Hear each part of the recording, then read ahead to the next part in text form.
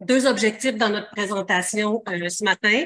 Donc, on veut prendre l'occasion pour vous présenter deux projets de recherche qui s'inscrivent dans les objectifs de développement durable, d'équité, d'inclusion et de diversité. Donc, le premier projet, la formation CAMI. CAMI, c'est pour Campus inclusif pour les personnes étudiantes de l'international. Deuxième projet, co-création et évaluation de MARI, milieu d'apprentissage en réseau international. Le deuxième objectif de la présentation, c'est d'exposer les défis communs et distincts qu'on a eus ou qu'on aura peut-être dans ces deux projets-là et qui sont en lien avec les objectifs de développement durable. Donc, je vais commencer par vous expliquer très, très brièvement ce qu'est la formation CAMI.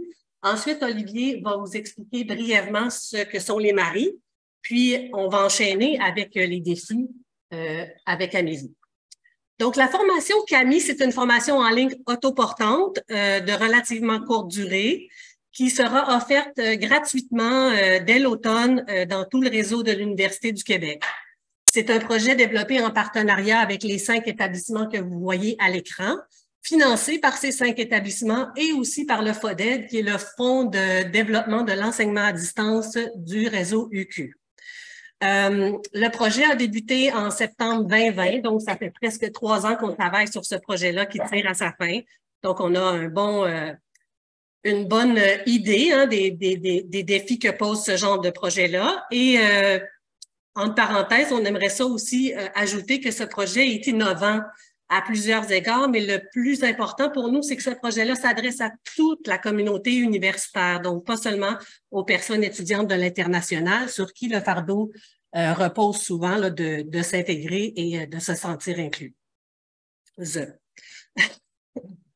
La formation CAMI a des objectifs de renseignement, d'information et de sensibilisation. Donc, on veut renseigner la communauté sur les défis et les réalités que rencontrent les personnes étudiantes de l'international.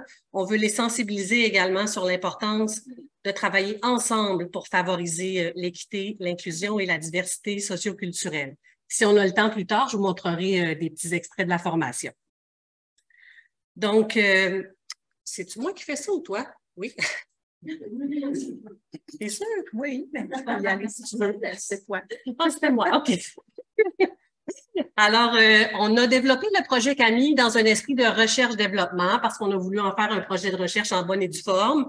Évidemment, c'était pour nous compliquer la vie là, parce qu'on a eu besoin d'aller chercher les certificats éthiques, mais en bout de ligne, on va pouvoir publier les résultats, donc et ça va être peut-être plus reconnu dans notre tâche. Donc, je vous mets ici à l'écran les 5 étapes de la recherche-développement. C'est de la R&D, comme dans les entreprises. Ben oui, on fait ça. On fait ça en sciences humaines. Donc, c'est juste pour vous expliquer que dans un processus comme celui-là, les étapes se chevauchent. On doit souvent commencer une étape avant d'avoir terminé une autre étape. Et c'est pour vous montrer un petit peu aussi le temps que peut prendre des étapes qu'on aurait peut-être parfois envie d'escamoter, comme juste pour préciser ce qu'on voulait faire, nous, comme projet. Ben, vous voyez que ça nous a pris presque 1 an, là, de septembre à avril.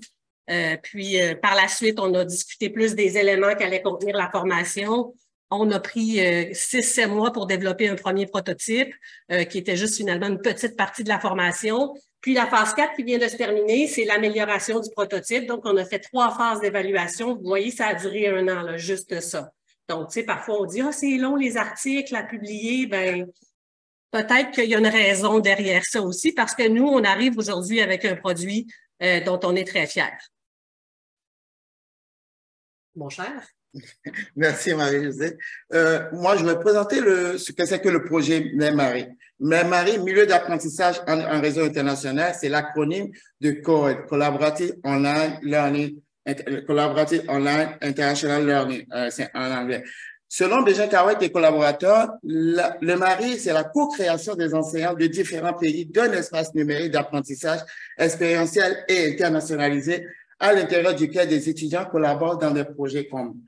Concrètement, c'est quoi un MARI? C'est un enseignant au Québec, un enseignant en Tunisie. Les deux s'entendent pour co-créer un cours à l'intérieur duquel des étudiants collaborent ensemble dans des projets. Donc, les étudiants apprennent ensemble. Le projet MARI, un projet qui se retrouve au niveau des universités. À cause de l'internationalisation, en fait, c'est que 93% des cégeps, plutôt, ont mentionné l'internationalisation dans leur plan stratégique parce que l'internationalisation permet de former des étudiants sur le monde, de développer une sensibilité interculturelle, d'améliorer la qualité des programmes et de développer de nouvelles compétences. Toutefois, dans les cégeps, 2,3% seulement des étudiants arrivent à voyager dans le cadre de leurs études. Donc, il fallait démocratiser l'accès. Et pour cette raison, le projet Marie a été créé. Dans ce projet, 7 institutions sont partenaires, 3 universités et 4 cégeps. À l'intérieur de ces 4 cégeps, on a 6 Marie. Les partenaires universitaires sont l'Université de Montréal, l'Université du Québec et l'Université d'Outaouais, l'Université du Québec en Outaouais et l'Université de Laval. Les cégeps sont le cégep Montmorency, cégep Édouard-Montpetit, cégep de la Pocatière et le cégep Antique. Pourquoi a-t-on créé le projet Marie? Je le disais tantôt, c'est pour démocratiser l'accès à une expérience internationale à l'aide du numérique. L'objectif principal de ce projet, ou les objectifs principaux de ce projet, c'est d'abord de mesurer les retombées des Marie sur la réussite éducative, sur le développement professionnel des enseignants et sur l'acquisition des compétences interculturelles chez les étudiants et les enseignants. Ensuite, c'est de fournir aux enseignants et aux conseillers pédagogiques des outils nécessaires à la planification, au co-enseignement en ligne avec des partenaires de cultures différentes ou de régions différentes. Enfin, c'est de contribuer à l'émergence d'une communauté de pratiques francophones et adaptée au secteur collégial sur le modèle de Sony Corex. Le projet Marie a un projet, une recherche-action participative. Donc, pour ce faire, le bilan ou la planification est étalée sur 3 ans. À la première année, il y aura des rencontres des partenaires, des séminaires de partage. Une demande de certification éthique sera faite par l'Université de Montréal et une autre sera faite par les cégeps. Il y aura aussi le développement et la validation d'un instrument d'évaluation afin d'évaluer la compétence interculturelle.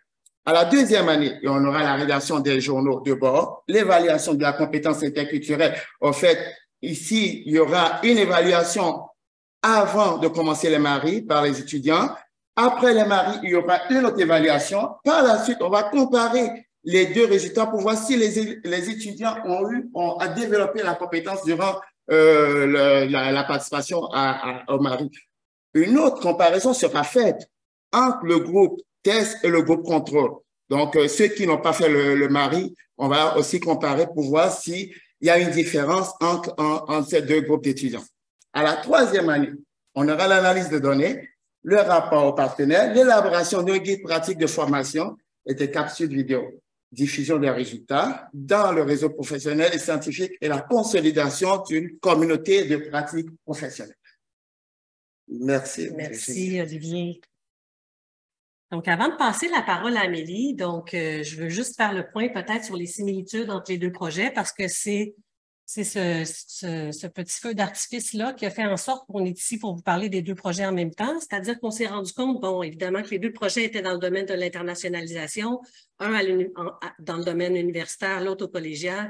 Les 2 projets tirent grandement bénéfice du numérique, se déroulent en partenariat, mais il y a toutes sortes de partenariats croisés entre les établissements puis le siège social, entre les cégeps et les universités, entre la Fédération des cégeps et les universités et les cégeps aussi. Donc, on trouvait ça intéressant d'observer ce qui se passait dans ces partenariats-là. Les 2 projets sont portés par des équipes multidisciplinaires et qui ont différentes tâches professionnelles, mais surtout, ce qui nous intéressait par rapport aux objectifs de développement durable, c'est que les 2 projets sont des leviers pour développer les compétences interculturelles et éventuellement créer des milieux plus inclusifs. Donc, maintenant, au niveau des défis, en fait, il y a 2 types de défis, on les a catégorisés, là. Il y a des défis de positionnement, puis des défis organisationnels, et ce sont des défis au regard des objectifs de développement durable. Les défis de positionnement, ce sont des défis qui résultent directement de la positionnement de l'équipe du positionnement de l'équipe de recherche, en fait, qui a concrétisé le projet de recherche-développement CAMI. Se sont positionnés pour une transparence quant aux réalités vécues par les personnes étudiantes de l'international. Donc, si on veut aller dans la transparence, il faut exposer certaines réalités qui sont peut-être un peu moins vendeurs, disons, du point de vue de l'internationalisation, comme la discrimination ou certaines barrières institutionnelles. Rester axé sur les objectifs de sensibilisation et de renseignement. Donc, quand on cherche la sensibilisation, on va parfois vers des témoignages qui pourraient heurter ou qui peuvent être un peu plus chargés. Donc, l'équipe a décidé de continuer d'aller vers ça. Les publics visés, donc s'adresser à toute la communauté universitaire et de considérer que tout le monde a à s'impliquer pour favoriser l'inclusion des personnes étudiantes de l'international, que la diversité est un enrichissement, en fait, pour tout le monde, et que des compétences interculturelles sont nécessaires, donc qui sont à gagner. Je ne sais pas si tu veux compléter. Oui, ici, merci. OK. Donc, ces premiers défis-là, les défis de positionnement, ont pu être surmontés. Ils ont pu être surmontés par une posture claire dès le départ de l'équipe de recherche qui a vraiment eu un exercice formel de positionnement, en fait, au tout début du projet. La tenue d'un journal de bord qui a permis de se rattacher à certaines décisions prises en cours de route et de ne pas les perdre de vue.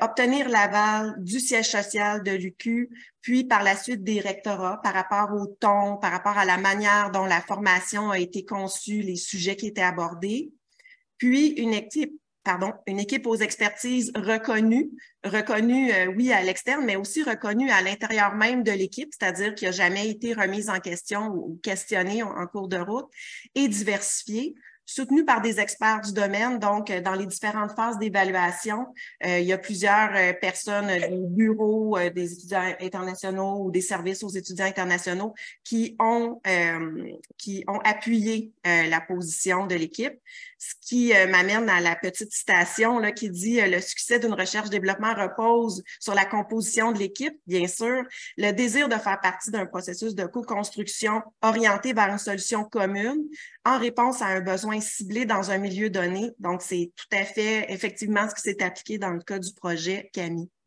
Et qui va s'appliquer dans les maris aussi. Hein? Donc, on pourrait changer recherche-développement dans cette citation-là par recherche tout court, en fait. Au niveau des défis organisationnels, ce sont des défis qui n'ont pas été surmontés, mais avec lesquels il a fallu faire pareil. Donc, il a fallu se débrouiller.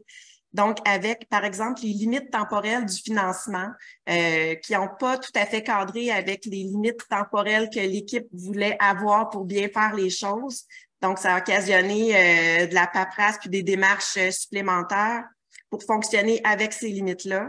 Les outils technologiques internes et externes, dans notre cas, ça s'applique parce que la plateforme sur laquelle on a développé Camille ne répond pas complètement à nos objectifs d'accessibilité en ligne, qui est quand même à garder en tête quand on veut faire un projet inclusif.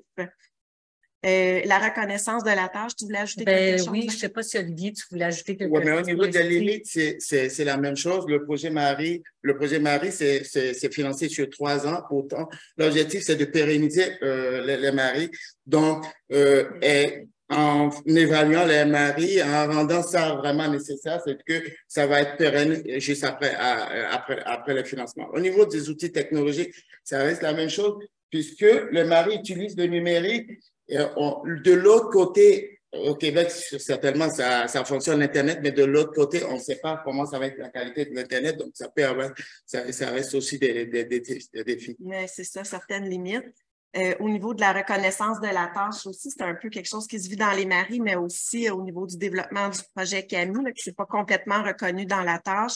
La pérennisation du projet, comme tu en as parlé, qu'est-ce qui va se passer avec la formation Camille une fois que le projet de recherche va être terminé? Donc, une fois que le produit est livré, on a réglé les premières démarches au niveau de l'hébergement, de la diffusion, mais qu'est-ce qui va se passer avec l'actualisation de la formation, par exemple, les mises à jour, qu'est-ce qui va se passer pour la mesure des retombées des impacts? Dans le cas des maris, c'est un exercice qui va être conduit, mais dans le cas du projet Camille, c'est pas quelque chose qui avait été envisagé. Donc, est-ce que les institutions vont se saisir de cette formation pour essayer de mesurer? C'est un peu de l'inconnu.